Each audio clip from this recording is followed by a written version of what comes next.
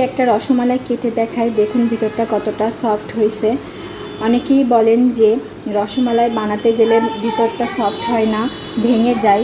তারা যদি এই রেসিপিটা পুরোটা ফলো করেন তারা অবশ্যই পারফেক্টভাবে রসমালাই তৈরি করতে পারবেন। তো যারা আমাদের চ্যানেলে নতুন তারা অবশ্যই সাবস্ক্রাইব করে বেল আইকনটি ক্লিক করে আমাদের চ্যানেলের পাশেই থাকবেন। তো রসমালাইটি তৈরি করতে আমি এখানে মার্কস এর ফুল ক্রিম মিল্ক পাউডারটি নিয়েছি। আপনারা চাইলে যে কোনো ব্র্যান্ডই ব্যবহার করতে পারেন।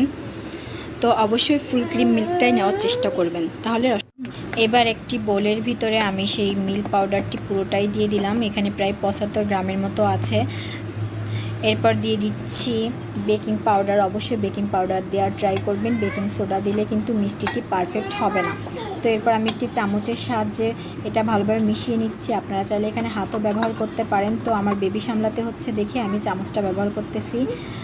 এরপর দিয়ে দিব 2 চামচের মতো ঘি দিলে আপনার মিষ্টির টেস্টটা আরও বেশি ভালো হবে। এখানে সাদা তেল দিলে ঘিতে যে টেস্টটা পাওয়া যাবে সেই টেস্টটা কিন্তু পাওয়া যাবে না। এরপর আমি আবারও চামচ দিয়ে খুব ভালোভাবে এটাকে মিশিয়ে নিচ্ছি। এখানে হাত দিয়ে মেশালে খুব ভালো হয়। তো এভাবে কিছুক্ষণ মেশানোর পর এর ভিতরে আমি ডিম দিয়ে দিব। ডিমটা আমি আগে থেকে একটা বাটির ভিতরে ফেটিয়ে রাখছিলাম। আমি এর ভিতর প্রথমে ডিমের অর্ধেক অংশ দিব। অর্ধেক অংশ দিয়ে ভালোভাবে মেশানোর পর তারপর বাকি অংশটা দিয়ে দিব।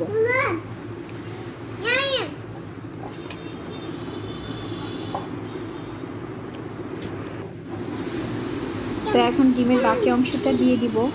দেওয়ার পর ভালোভাবে এর সঙ্গে মিশিয়ে তারপর আমার মিষ্টিগুলো আমি তৈরি করতে চলে যাব। অনেক সময় দেখা যায় যে এই গোলাটা বানাতে গেলে হাতের সঙ্গে লেগে থাকে। তো তখন ভয় পাওয়ার কোনো কারণ নেই। হাতটা ভালোভাবে ক্লিন করে নিলেই পরে যে মিষ্টিগুলো তৈরি করা যাবে।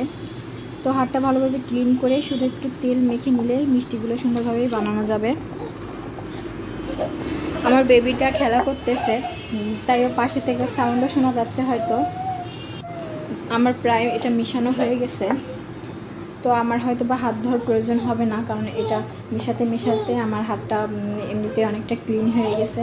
যাদের দেখা যাবে হাতের সঙ্গে লেগে যাচ্ছে তারা হাতটা ভালোভাবে ক্লিন করে তারপর হাতে একটু ঘি মেখে বা সাদা তেল মেখে মিষ্টি শেপগুলো দিয়ে নিতে পারেন। তো আমি এক হাত দিয়ে মিষ্টি শেপটা দিচ্ছি, কারণ আমার বেবিটা আমার কোলে আছে, তাই আমার এক হাতটাই ইউজ করতে হচ্ছে। আপনারা 2 হাত দিয়ে ট্রাই করবেন মিষ্টিগুলো শেপ দিতে, এতে মিষ্টিগুলো শেপ আরও সুন্দর হবে। তো আমি এইভাবে করে আমার মিষ্টিগুলো তৈরি করে নিচ্ছি। তো আমার মিষ্টিগুলো প্রায় হয়ে গেছে সবগুলো। এই যে কয়েকটা মিষ্টি হয়েছে, এক হাত দিয়ে করছি বলে এক এক রকম হয়েছে। তো এখন আমি চুলায় একটা হাঁড়ির ভিতরে প্রায় হাফ কেজির মতো দুধ দিয়ে দিছি। যেহেতু আমার মিষ্টি অল্প, এই জন্য আমি অল্প দুধই ব্যবহার করতেছি। আপনারা সবসময় যে পাত্রে মিষ্টিটা তো মানে জ্বালাবেন সেটা একটু বড় নেওয়ার চেষ্টা করবেন, কারণ মিষ্টিগুলো কিন্তু ফুলে ওঠে। যথেষ্ট পরিমাণ জায়গা না পেলে মিষ্টিগুলো ফেটে যাওয়ার সম্ভাবনা থাকে। এখানে দুধটাকে অতিরিক্ত গরম করার কোনো প্রয়োজন নেই। জাস্ট সামান্য একটু জাল দেওয়ার পরেই মিষ্টিগুলো দিয়ে দিতে হবে। মিষ্টিগুলো দেওয়া হয়ে গেলে ঢাকা দিয়ে 5 মিনিট প্রথমে জাল করে নিব। এরপর প্রায় 20 মিনিটের মতো এটাকে জাল করে নিব, কিন্তু মাঝে মাঝে ঢাকাটা খুলে আলতোভাবে মিষ্টিগুলোকে নাড়িয়ে দিব। অবশ্যই দাঁড়িয়ে থেকে আমাকে রান্নাটা কমপ্লিট করতে হবে, নয়তো মিষ্টিগুলো পারফেক্ট হবে না। আমি আবার এই পাশের চুলায় একটু পানি গরম দিয়ে রাখছি, কারণ অনেক সময় মিষ্টিগুলো ফুলে উঠলে দুধের পরিমাণটা কমে যায়। তখন একটু গরম পানি অ্যাড করলে আবার একটা পারফেক্ট অবস্থায় চলে আসে। তো দেখুন আমার মিষ্টিগুলো কতটা ফুলে উঠছে, প্রায় ডাবল হয়ে গেছে। এভাবে করে আমি ঢাকনা দিয়ে প্রায় 20 মিনিটের মতো করে জাল করে নিছি। আমার মিষ্টিগুলো প্রায় হয়ে গেছে। তো এখন আমি আমার মিষ্টিগুলো তুলে নিচ্ছি। তো অবশ্যই মিষ্টিগুলো তোলার সময় পুরোটা মিষ্টিটা ছেঁকে উঠাবেন না, অবশ্যই একটু পরিমাণে যেন দুধটা থাকে সেইভাবে করে মিষ্টিগুলো তুলবেন। পুরোটা ছেঁকে উঠাইলে মিষ্টি অনেক সময় ভেঙে যাওয়ার সম্ভাবনা থাকে। এভাবে করে আমি আমার পুরো মিষ্টিটাই আমি উঠিয়ে নিচ্ছি। তো এখানে দেখুন আমার মিষ্টিগুলো তোলা হয়ে গেছে। দেখুন মিষ্টিগুলো কতটা পারফেক্ট হয়েছে।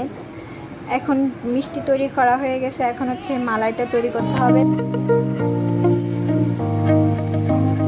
এখন এর মালাইটা তৈরি করে আমি এর ভিতর ঢেলে দিছি। আমি মালাইটা তৈরি করার জন্য যে দুধটা মানে মিষ্টির যে দুধটা ছিল সেই দুধের ভিতর আরও 1 লিটারের মতো দুধ অ্যাড করে কিছুক্ষণ ভালোভাবে জাল করে একদম ঘন করে নিছি। 1 লিটার দুধটা প্রায় 1 পোয়ার মতো করে ফেলছি।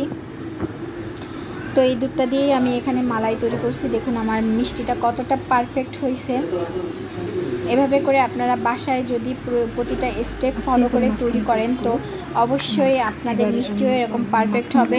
তো সবাই বাসায় তৈরি করে আমাকে অবশ্যই কমেন্ট করে জানাবেন। ভালো লাগলে অবশ্যই ভিডিওটি শেয়ার করবেন এবং আমাদের চ্যানেলে নতুন হয়ে থাকলে অবশ্যই সাবস্ক্রাইব